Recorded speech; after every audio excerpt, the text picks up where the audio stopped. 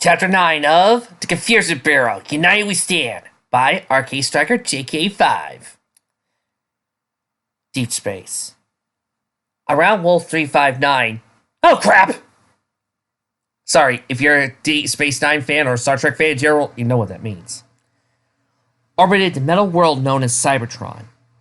Once, it had drifted through the void, racked by Quintesson conquest, the tyrannies of the Functionists, the great war between Autobots and Decepticons, the almost complete depletion of its energy resources, and almost been destroyed on numerous occasions. Now it sparkled, lit from within and without as the numerous scars and wounds across its surface were healed. In the northern hemisphere, like the jewel of a crown, sat Iacon, the hub capital of Cybertron and the planet's largest city. The last stronghold for the Autobots during the Great War, it had been heavily damaged almost to the point of annihilation. Now, it had been built to its former glory. It stood as a beacon of hope for the galaxy. Near the center of the city stood the civil pavilions, a series of gleaming edifices in the center of the government. In the heart of the pavilions stood the main council chamber itself, a relatively small building, 2 stories tall, square with little ornamentation.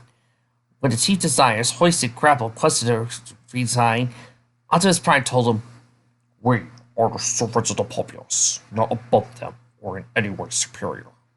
We do not need fancy designs or decorations to perform our duty, my old friends. Simple is better." In the council chamber itself was a semicircular table, curving around a lectern. Rows of chairs encircled the table. At the moment, 5 Autobots, 1 human male and a human buffalo, occupied the chamber. Council members Ultra Magnus, Cup, Impactor, and Skybolt sat forward the 7 chairs at the table, while Emirate Zacron, chief diplomat and legal advisor, stood right behind them, to Ultra Magnus' right. On the table itself, Spike Witwicky, ambassador from Earth and the Autobots' oldest human ally and friend, stood in front of the podium scaled for his relatively diminutive size. Little Strongheart, ambassador from Equestria, stood in front of another podium, one designed for her equine form. Ultra Magnus looked at the 3 empty chairs and fiddled with a data pad. "I understand Optimus rushing out to Earth's aid, but did the leader have to go with him?" Cup, one of the oldest Autobots still functional, chuckled and shook his head. "Never been in love, have you, lad? Those 2 were apart for about 4 million years, so they're trying to make up for that in 4. He looked at the ceiling. "I still remember the time I first met them at Polyhelix." Silverbolt, leader of the aerial backfire team, waved Cup off. "No time for your stories, old man." He looked down at Spike, a little Strongheart.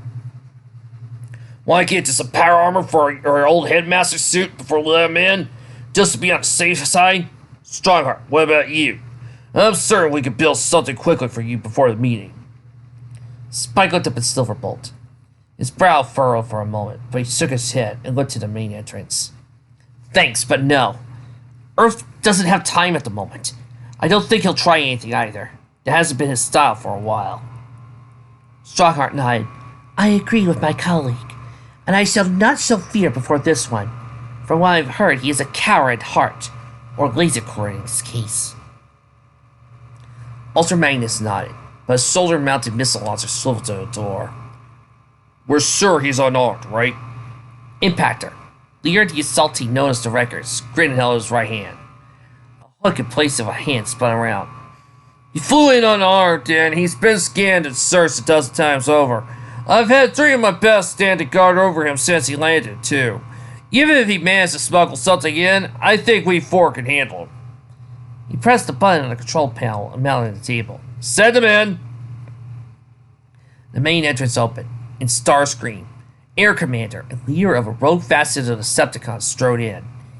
Even bereft of his null-ray cannons or any other weapons, and flanked by Wrecker members Bulkhead, Whirl, and Roadbuster, he still managed to keep a swagger in his step and a smirk on his face.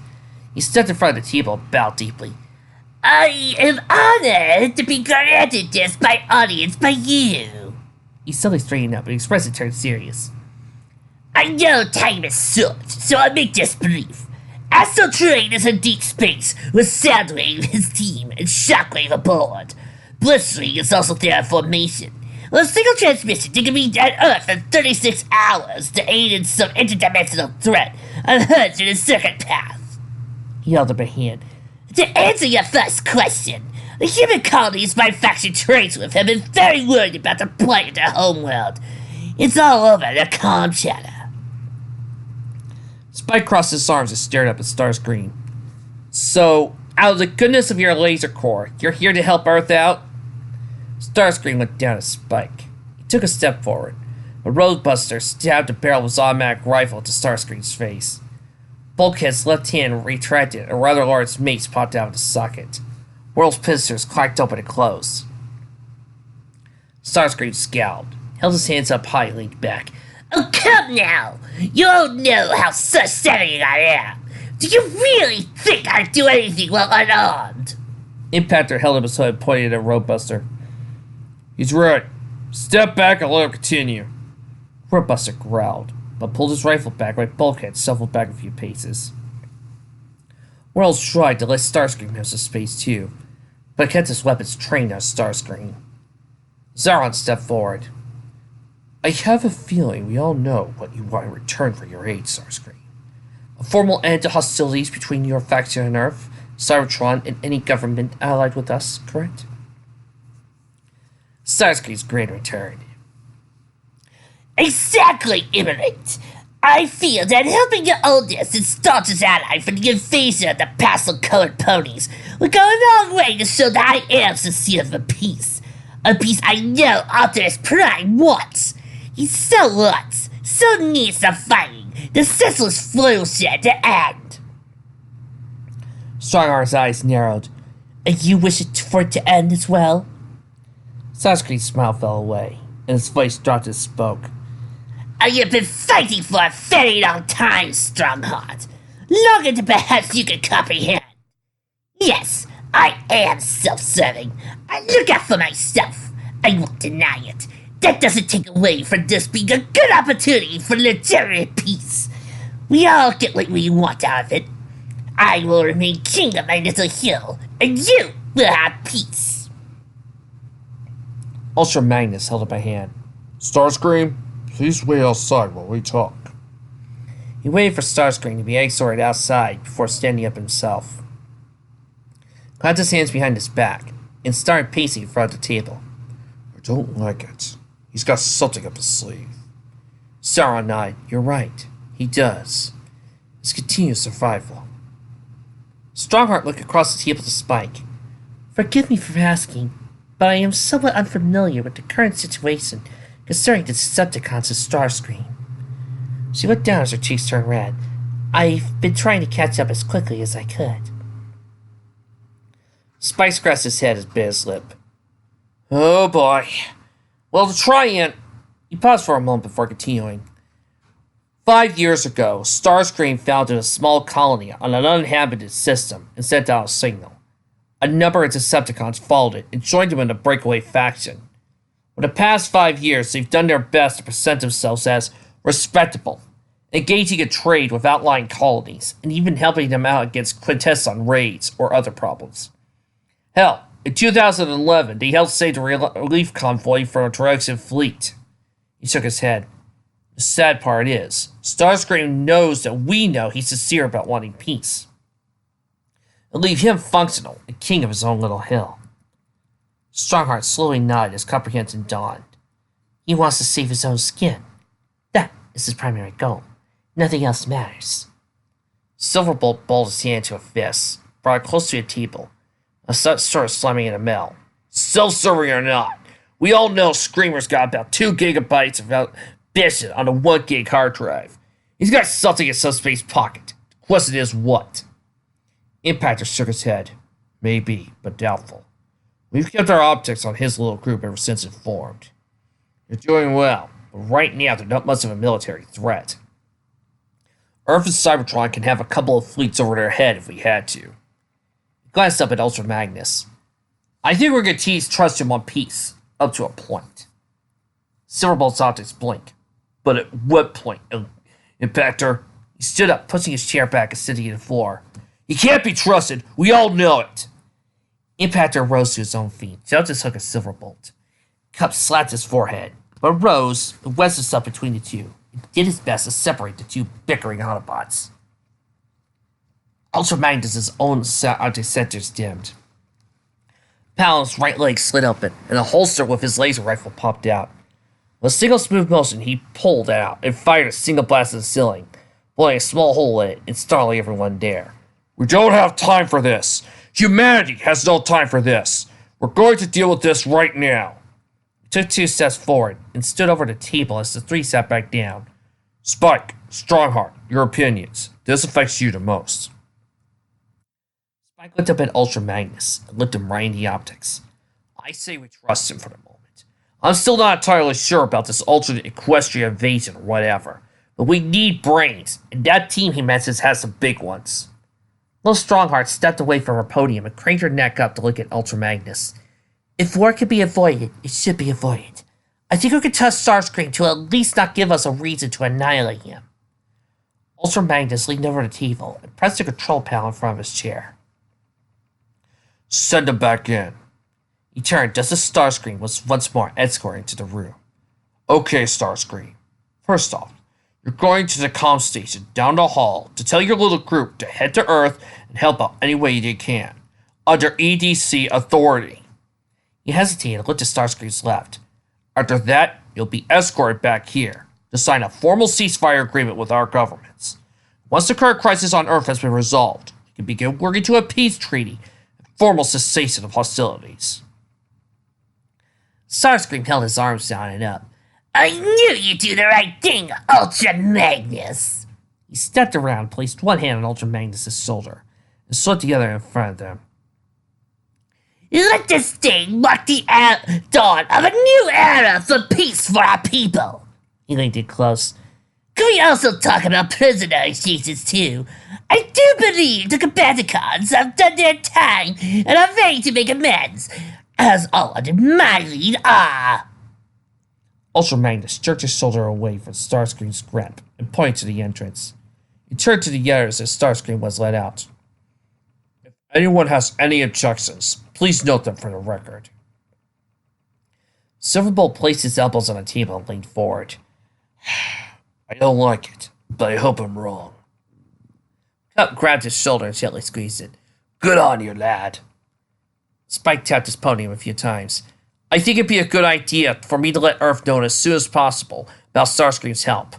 I don't want to hand him any advances or anything to gloat over. He'll be insufferable enough over this peace treaty as it is. Neo Equestria. Queen Celestia soared through the sky, leaving sonic booms and aftermaths in her wake. She would occasionally glance down at the land below, knowing the various camps and settlements for the majority of the new full population. Her eyes narrowed as she focused on their shabby condition, how thin most of the new foals looked.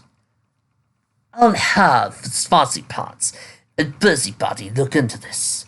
They became ponies for a better life, not to live in squalor. She looked ahead and spread her wings wide as her destination came into view. A mountain rose from the horizon, but it was not the craggy spire or rock that held her interest. Rather, it had been what buried inside her there. Celestia landed in front of a tunnel. A pair of guards at the mouth bowed to her as she entered. Torches mounted in braziers flickered as she strode past them. In a few minutes, he entered a large cabin, easily a third of the base of the mountain. Occupying most of the cavern was a black-plated starship, resembling a fine arrowhead. Celestia had once cursed herself for overlooking this particular piece of technology with the original carrier, but now she half smiled at the opportunity presented her. Perhaps we can fight technology with technology, at least until we won. A large number of ponies with lab coats could be seen around it. On the spot, Celestia dropped to her knees, with almost everyone following suit. Celestia waved a wing out. Please rise. She approached the unicorn mare with a red mane and squared-off glasses. She lowered her head. Moon Dancer, what progress has been made? Moon Dancer adjusted her glasses and floated a clipboard up to eye level. Well, we've managed to restore 23 to what we believe to be working forward.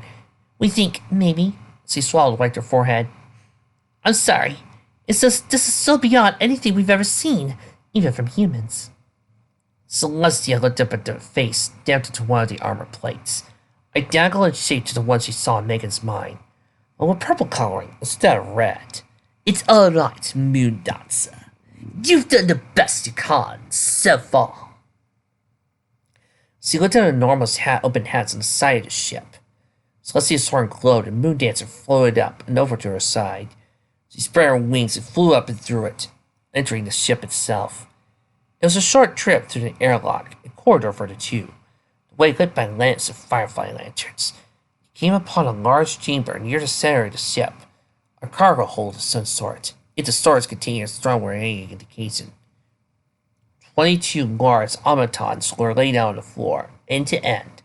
Another vastly large one was vertical, held against the bulkhead by thick metal beams and straps.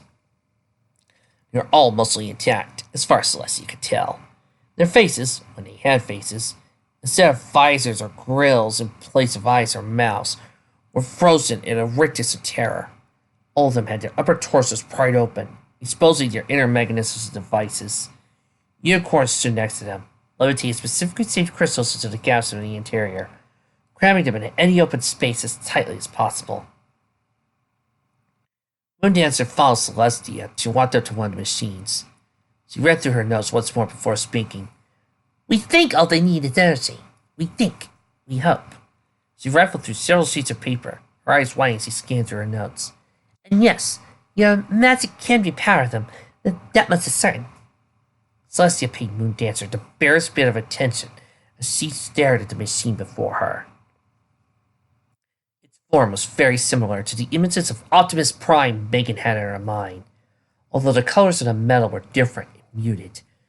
Purple dominated the chest instead of red, and even though there was a mask to it, or rather, he still seemed to scowl. She rose her head and stuck in a lungful of air before projecting her voice out. That's it, everybody. Please back away from the machines while I charge them. I do not know how to react. The ponies all bowed before her, before scrambling away from the machines. Celestia's horn lit up and her eyes flashed. Beams of magic shot out from the horn's tip and struck the inner mechanisms of the machines. Slowly, the muted colors gained some sort of measure of vibrancy, and their limbs twitched. Low moans echoed out from one of them. One from Celestia stood up from his position. His eyes, or optic sensors or cameras, blazed a fiery red. He raised his arms out towards Celestia. Who are you? What the pit is going on? I demand! Celestia narrowed her eyes. She jabbed her head forward, telekinetically forced the machine back, pinning it to the ground. She shifted about as the others slowly sat up. I wouldn't try anything if I were you. It's completely unnecessary anyway. I simply wish to talk with you about offering a helping hoof in exchange for you helping me out. One of the machines, a smaller one with dull green coloring and dull red highlights, suddenly began shuffling away as fast as possible from Celestia.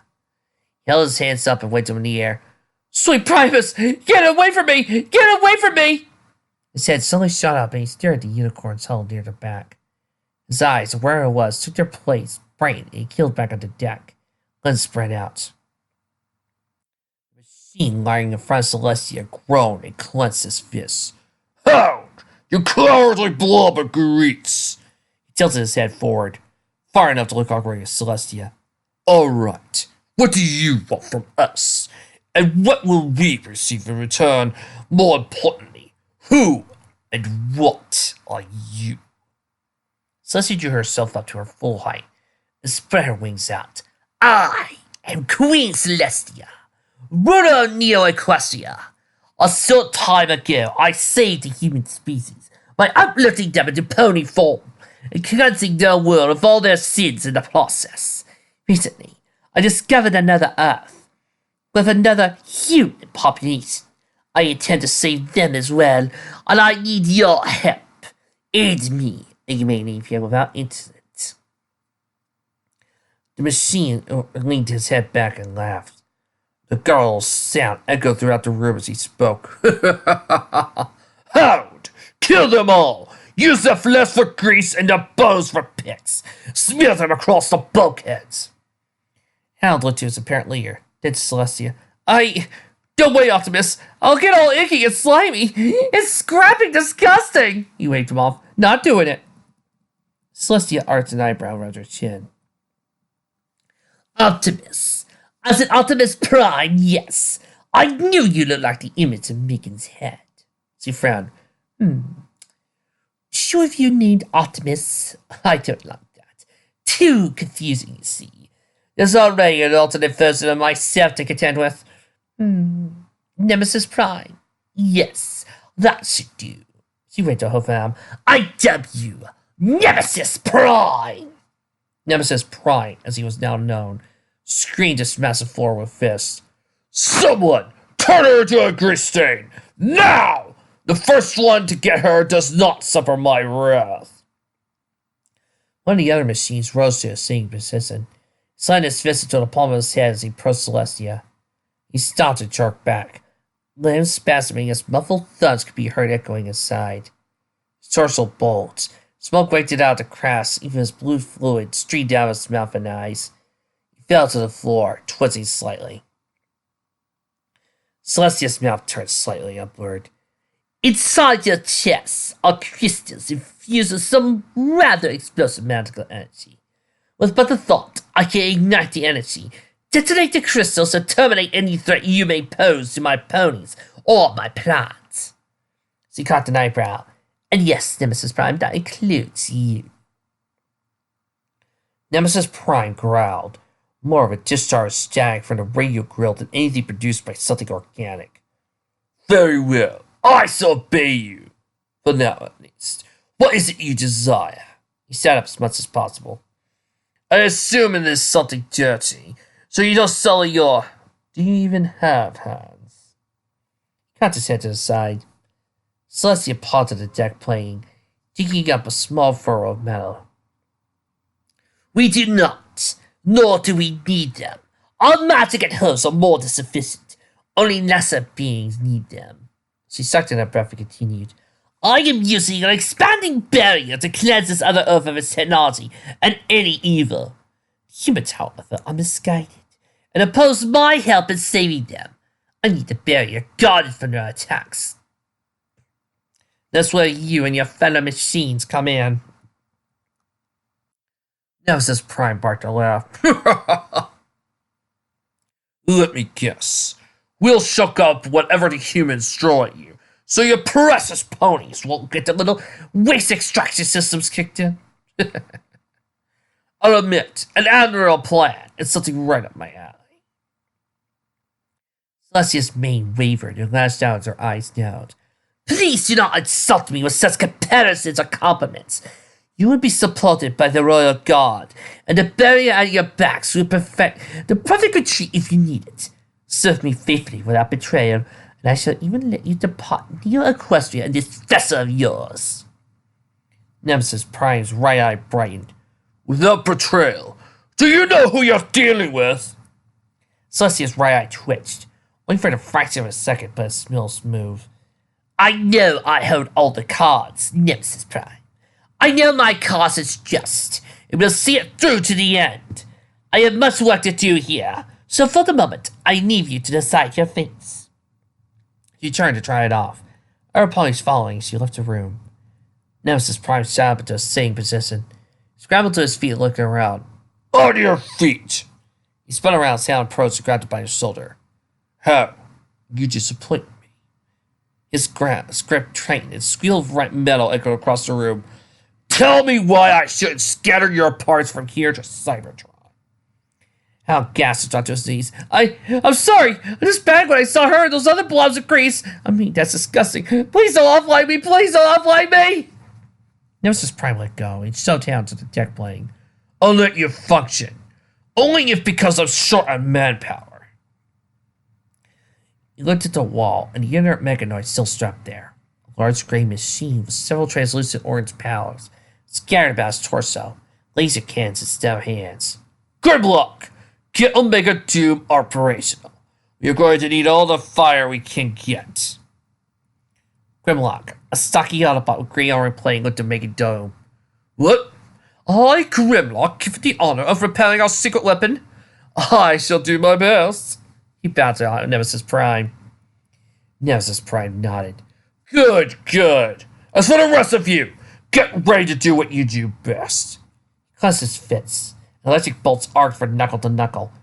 We're going to war. Shiny armor stood outside a character lot. Right below the mouth of the portal led to Earth. He turned to face the armored Pegasi assembled in neat rows, stretching back across the field of grass, ready, willing, and able to save humanity itself with the potion in their saddlebags. Taking some reorganizing and reshuffling, but now all was readiness. All right, he shouted, voice mentally amplified. You know your duty! For Neo Equestria! He stepped back and tapped the hoof of the portal. Wave one! His voice trailed off as he spotted Twilight and her friends galloping towards him. Oh, for the love of stand by! Twilight and the others slowed down as they approached Shiny Armor. Twilight pasted a rather large grin on her face and leaned in close to him. Shiny, I have a plan, but we need to get to Earth to do it. Shiny Armor groaned and floated his helmet and kneed his forehead. Twilight, we're kind of in the middle of a very important military operation here. Twilight shouted up to him. Please, Shiny, we won't get in the way. We'll cross over and I'll sense where we need to go. We'll teleport later and we'll be out here, man. Pinky bounced forward and began circling Shiny Armor and Twilight. Pink bounces. Yes, Shiny, we gotta get over here and talk to our counterparts and help us see how nasty humans are. And I was thinking our help. She stepped in front of Shining Armor and dropped one knee, held both her front of her host together. He shook them as she stared at him with large, pleading eyes. Please. Shining Armor grimaced, but his head finally dropped and waved him on. All right. I'll send the Pegasi waves in 5 minutes after you. Leaned forward and nestled Twilight. Just be careful, okay? Twilight turned to nestle.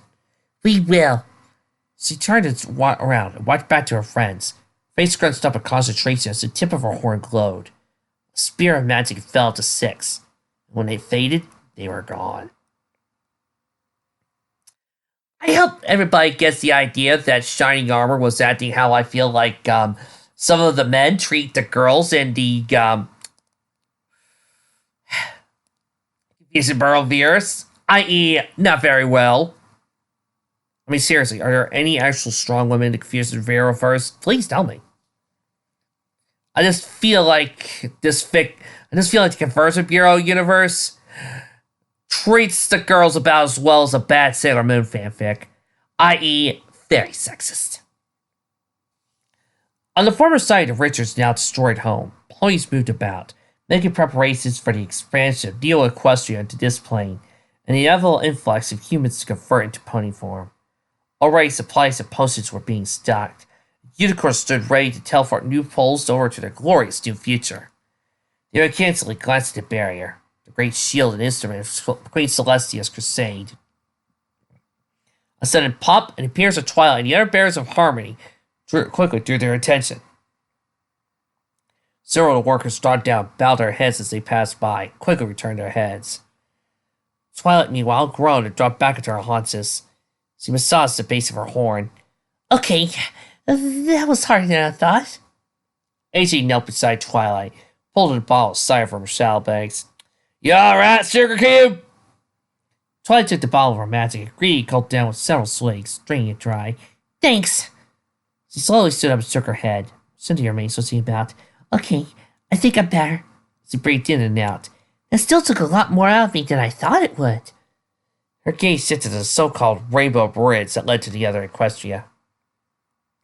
Her eyes traveled up to solidify Rainbow, all the way up to the portal currently cased behind Queen Celestia's powerful shield. I wonder if my counterpart has trouble doing that. Dash waved her off. Who cares? She left up a punch and kicked the air. Let's get going! AJ rolled her eyes. Calm down for Celestial's sake. She turned back to Twilight. If you're not feeling up to this, we can go back. Twilight waved her off. No, just give me a second. Her eyes out close, her horn glowed. A low humming filled the air as Twilight waved her head back and forth. Eyes down forward, she jabbed a hoof out. There! It's faint, but I found them. They're about 473 miles east of here. Das's jaw dropped. Well, how did you know that precisely? Twilight smirked and swung her left foreleg in front of her right, Measuring how long it took to get the signals back. Basic math, really. She waved her friends and close. Okay, this is gonna take a while. I can only do short hops. I'm gonna have to take a break between each one so I don't tire myself out before we get there. Her head dropped. Sorry, everybody. Flares extended a wing and gently stroked Twilight's back. Don't worry, Twilight. I know you'll do your best. Yaris gathered around Twilight, cheered her on. Twilight grinned. Thanks. Her eyes narrowed and her mouth formed a thin line. Now, let's go save ourselves to humans, and the humans from themselves.